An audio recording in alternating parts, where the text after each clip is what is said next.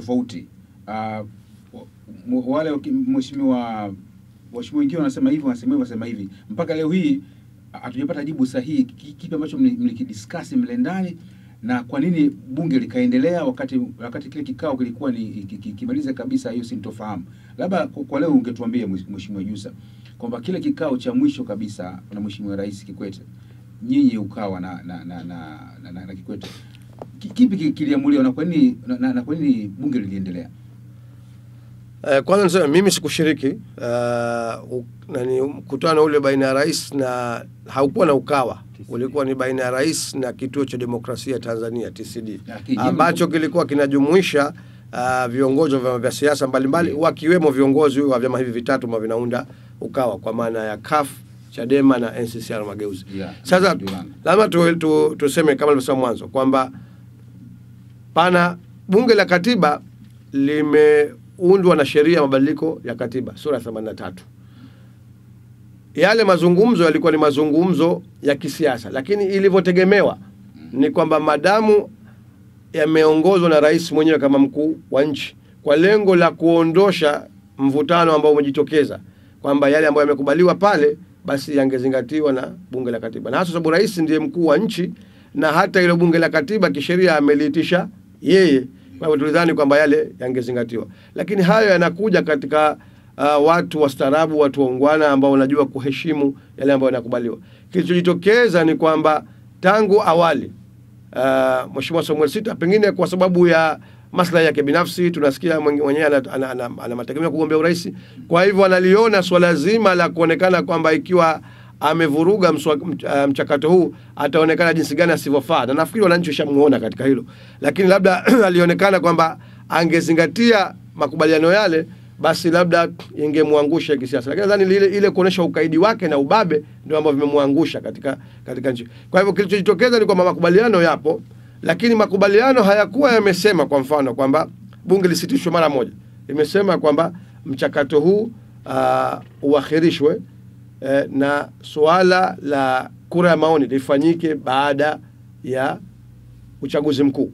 Sasa kilichotarajiwa ni kwamba watu au viongozi wa bunge la katiba, na mimi kidogo linanishangaza kwa sababu kama mmekubaliana na rais, litegemea kwamba swala hili angalau waziri mkuu wake angelisimamia ndani ya bunge la katiba, lakini wote wametoka kutetea hoja kwamba wana mamlaka ya kuendelea. Mimi ninachokitafsiri ilikuwa ni kimoja tu, ni kwamba kuna fedha ilishatengwa, mabilioni ya fedha kutumika kama ni posho, kwa hivyo akaonekana haiwezekani kuahirisha, watu wakazikosa posho, kwa hivyo ikaamua liendelee mpaka zile siku 60 ambazo rais amekuwa amezitoa, ambazo mwisho wake ni tarehe 4 Oktoba zimalizike, ili watu waendelee kutafuna posho. Na ndio maana utakuta kwamba hata yanayofanyika sasa ni kama vile ya kulazimisha, ya kuharakiza. Unashangaa mnatunga sheria kuu ya nchi ambayo itakuja kuwa kama itapita, mimi siamini kama itapita, lakini tuchukulie ule msingi wenyewe kwamba ikipita inategemewa iwe ndio msingi wa sheria nyingine zote katika nchi. Sasa sheria kuu, sheria mama katika nchi kama hiyo inapaswa ifanywe kwa umakini, kwa utulivu, kwa busara kubwa, izingatie maslahi mapana ya jamii zote kwa jumla katika nchi. Lakini kinachoonekana hapa ni kuharakiza, ilionekane kwamba watu wamewahi, wamefanya kabla tarehe 4 Oktoba. Ndio ukaona hapa kwamba hata upigaji kura unalazimishwa kwa nguvu. Tunaletewa vitu vya ajabu kwamba watu walikuwa nje ya bunge watapiga kura. Umeona wapi katika dunia hii? Kura ya kibunge siku zote inapigwa ndani ya bunge. Na ndio maana hata kama mtu ni mgonjwa, kuna jambo muhimu la nchi, huchukuliwa akapelekwa bungeni, lakini huwezi kupiga kura ya bunge ukiwa nje ya bunge. Na kuna mambo mengi. Kwa mfano moja ambalo linajulikana, ukiwa mbunge, iwe ni bunge la kawaida, iwe ni bunge la katiba, hata katika kanuni za bunge la katiba, hata sheria ile ya mabadiliko ya katiba imeweka kinga na fursa fulani kwa wabunge wa bunge la katiba, kama ambavyo zimewekwa kwa bunge wa bunge la kawaida, kama ambavyo ziko kwa jumla baraza la wawakilishi. Kinga zile ikiwemo uhuru wa kusema na kutoshtakiwa kwa kile ambacho umekisema kwa bungeni, kinazungumzwa ukiwa bungeni, kwa sababu ndio kingine inapofanya kazi. Sasa leo unaposema kwamba watu wanaweza kupiga kura bungeni, ile kinga inatolewa, moja ni kukufanya ufanye maamuzi bila ya shuruti, bila ya kuwekewa shinikizo fulani. Sasa leo ukisema unaweza kupiga kura nje ya bunge, unajuaje kwamba huko hakuna mashinikizo? Unajuaje kama huko hakuna pengine shuruti fulani ambazo zimewekwa. Kwa hiyo nasema taratibu zote zinakiukwa ili watu wamalize tu zile siku na wahalalishe kazi waliyofanya. Na wameambizana, hasi siri, katika semina waliyofanya wameambizana na ikanukuliwa katika vyombo vya habari kwa wale ambao wamebakia kwamba kwa vyovyote vile rasimu hii tuipitishe, kwa sababu kama sivyo wananchi watatuona tumekaa hapa tumekula posho na mwisho tumeshindwa kufanya kazi ambayo imekusudiwa. Sasa hiyo ni in general. Sasa tu stick katika Zanzibar, masuala ya Zanzibar sasa. Tuongee sasa masuala ya Zanzibar. Kwa mfano hii rasimu hii mpya ambayo wenyewe umekaa imetungwa. Unasema iko kihalali kabisa, imetoka. Hebu kwa sababu si watoto ambao tumepitia na Wazanzibari wengi nadhani hawana ufahamu, kwa sababu inaandikwa rasimu inaandikwa katika muktadha ule wa kisheria zaidi. Utuambie sasa kwa maoni yako wewe na msimamo wa chama chako wewe, ni kwamba katika rasimu hii ya Chenge ya vijisenti iliyotoka hii, mambo gani muhimu ambayo Wazanzibari tulikuwa tunayapigania haya? Kwanza niseme katika hili nimesikitishwa sana na kauli iliyotolewa na makamu wa pili wa rais alionukuliwa katika vyombo vya habari leo akisema kwamba Wazanzibari wameridhika. Mimi nataka kusema aseme yeye na wenzake wa Chama cha Mapinduzi ambao siku zote hawajawahi kuzingatia maslahi ya Wazanzibari. Wao wameridhika kwa sababu inawalindia maslahi yao. Lakini Wazanzibari hatukuridhika, na Wazanzibari maoni yao yametajwa na Tume ya Mabadiliko ya Katiba kwamba 60% ya Wazanzibari walitoa maoni mbele ya Tume ya Katiba wametaka kuwa na muungano wa mkataba, kwa maana kuwa na mamlaka makubwa zaidi katika mfumo wa muungano. Na tume ikaona kwa tafsiri hayo kwa pamoja na yale maoni ya 61% ya wajumbe waliotoa maoni kutoka Tanganyika walitaka serikali tatu, kwamba mfumo ambao ungeweza kuzikutanisha fikra hizi ni huo shirikisho la serikali tatu. Kwa hiyo ninachosema kwamba nasikitisha sana kwa makamu wa pili wa rais anaendeleza kwa niaba ya Chama cha Mapinduzi kuhalalisha uchakachuaji wa maoni ya wananchi na kuwasemea Wazanzibari wakati na hakika Wazanzibari hawako naye. Sasa umeniuliza swala, yepi tumeyakosa? Tumeyakosa mambo mengi sana. Kwanza hilo la msingi, Wazanzibari walipotoa maoni 60% walisema kwamba wanataka Zanzibar yenye mamlaka kamili, Tanganyika yenye mamlaka kamili, halafu tuwe na muungano wa mkataba. Tume kama nilivyosema wamelichukua hilo, wamelitafsiri na maoni ya Tanganyika, wamesema tuwe na serikali tatu ambazo zingetoa mamlaka kwa hizi nchi washirika. Kimoja ambacho Zanzibar wanakikosa ni kwamba katika rasimu hii ya vijisenti kinachoonekana ni kwamba tutaendelea au kinapendekezwa kuendelea na mfumo wa serikali mbili, ambao maana yake ni kwamba Zanzibar itaendelea kuwa mgeni mwalikwa katika muungano huu ikiwa haina haki sawa. Tanganyika itaendelea kuvaa joho, na sasa sio koti tu, imevishwa joho kabisa la muungano.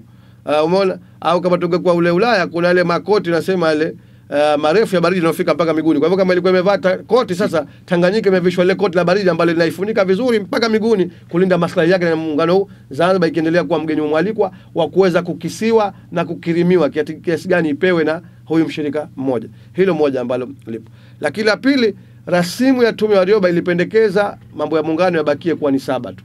Na hata hayo wengine wetu ambao tulikuwa tumekwenda katika bunge la katiba tulipendekeza kwamba hata hayo lipaswa yapunguzwe, kwa sababu Wazanzibari wengi walikuwa wameyakataa. Maeneo kwa mfano uraia na uhamiaji, maeneo kwa mfano ushirikiano wa kimataifa na mambo ya nje, maeneo kwa mfano sarafu na benki kuu. Lakini mbali ya kwamba hayakupunguzwa, hata yale 7 hayakuheshimiwa. Rasimu hii ya vijisenti inayotetewa na Balozi Seif Walidi wamekwenda kusimamia kwamba kwenda kuendelea kupora mamlaka ya Zanzibar kwa kuongeza mambo yale kuyafikisha 14, yani mara 2 zaidi ya yale ambayo yalikuwa yamependekezwa katika rasimu ya awali.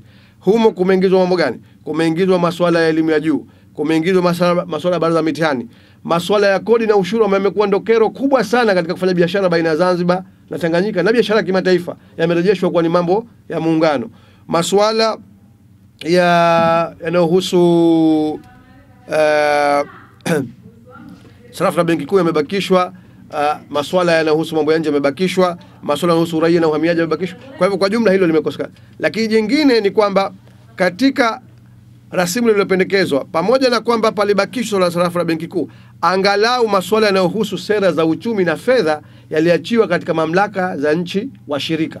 Na kila nchi mshirika kwa maana ya Zanzibar, Tanganyika, ilitakiwa kuwa na benki ya nchi mshirika, yani state bank yake. Hii ndio ingesimamia masuala mazima ya sera za fedha na uchumi. Na hakuna nchi inaweza ikatengeneza maisha ya wananchi wake, ikaja na sera za kubadilisha maisha ya wananchi wake kama haimiliki nguvu za kuamua sera zake na uchumi na fedha. Chini ya rasimu ya Chenge, rasimu ya vijisenti, mamlaka haya yameondolewa kwa Zanzibar. Katika rasimu ya Jaji Warioba imependekeza kwamba kuwe na mabunge matatu, kwa maana bunge la muungano, bunge la Tanganyika na baraza la wawakilishi la Zanzibar. Kwa maana gani? Kwamba bunge la muungano litunge tu sheria zinazohusu mambo ya muungano, na badala yake nchi washirika zishughulikie kutunga sheria zao wenyewe. Katika rasimu ya vijisenti, kinachoonekana ni kwamba unapendekeza kwamba bado bunge la muungano litunge sheria za muungano na pia liendelee kutunga sheria za Tanganyika kwa mambo ambayo si ya muungano. Kwa maana nyingine bado unaivika joho la muungano. Katika rasimu ya Jaji Warioba kumewekwa mfumo mzuri wa tafsiri za sheria, lakini katika rasimu inayopendekezwa serikali tatu zimekataliwa, lakini bado zaidi ya mahakama ya rufani inaendelea kutambua kwa mahakama ya juu, na hilo limeongezwa katika jambo la muungano. Katiba ya Zanzibar hivi sasa tayari imeweka ukomo wa mamlaka ya mahakama ya rufani. Kuna mambo matatu ambayo hayawezi kwenda kukatiwa rufaa katika mahakama ya rufani katika mahakama za Zanzibar. Kwa mfano, masuala yote yanayohusu tafsiri ya katiba ya Zanzibar hayawezi kupelekwa katika mahakama ya rufani. Masuala yote yanayohusu mambo yanayotokana na mahakama za kadhi hayawezi kupelekwa katika mahakama ya rufani. Na mambo mengine yoyote ambayo yatatajwa katika sheria iliyotungwa na Baraza la Wawakilishi yakasemwa haya kesi zake haziwezi kwenda mahakama ya rufani, zinaishia Zanzibar, basi hayawezi kwenda kule. Leo hii rasimu iliyopelekwa ya mzee wa vijisenti inapendekeza kwamba haya yanavunjwa, lakini pia sasa inaongeza mahakama nyingine, mahakama ya juu, ambayo itachukua zaidi mamlaka ya Zanzibar katika masuala ya tafsiri za sheria na mfumo mzima wa utawala wa kisheria. Lakini zaidi cha kuchekesha zaidi kuliko yote, moja katika msingi mkubwa uliosimamiwa na Chama cha Mapinduzi kuikataa rasimu iliyotokana na maoni ya wananchi, walisema kwamba serikali tatu zitaleta gharama. Lakini katika rasimu ya Jaji Warioba wabunge wa muungano walipaswa 75 tu. Rasimu hii imerejesha wabunge 360. Kwa hivyo gharama zinaongezeka.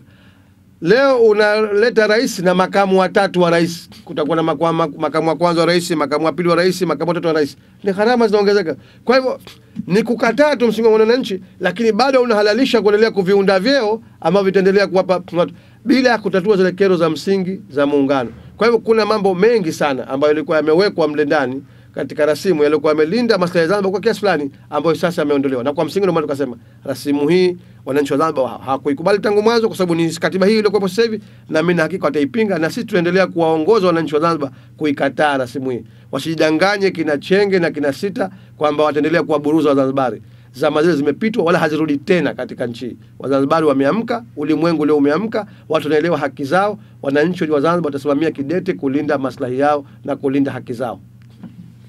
Hapo Mheshimiwa Jussa, napata ukakasi kidogo, kwa sababu tunapozungumzia katiba mpya tunajifunza historia za nyuma. Bila shaka wazee wetu walikuwa wanakaa vipi katika kutunga katiba mpya. Hivi leo tunakuta watu 300 nao wanatunga katiba mpya, kwamba pesa za wananchi zilikuwa zikiteketea kweli.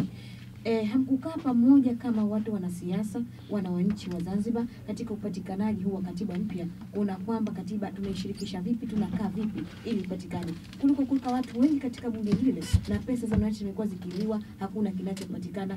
Historia za nyuma zinasemaje katika utungaji wa katiba mpya? Kwanza nizungumzie la historia. Historia tumepita katika vipindi vingi, lakini katiba tulizokuwa nazo zote zilitungwa wakati wa chama kimoja. Na wakati ule ilikuwa ni mfumo wa chama kushika hatamu, kwa hivyo masuala ya uwakilishi mpana wananchi hayajakuwepo. Mimi nadhani inategemea utashi wa watu wenyewe. Ni kweli hata sisi baadhi tulikuwa tunahisi hizo kwamba kwa nchi kama Jamhuri ya Muungano wa Tanzania ilivyo, ambapo unazungumzia kuwa na watu kama milioni 46, kuwa na wabunge na sio 300 kwa alivyosema, wabunge 360 wanaopendekezwa wa bunge la muungano, lakini wabunge wa bunge la katiba wako 639.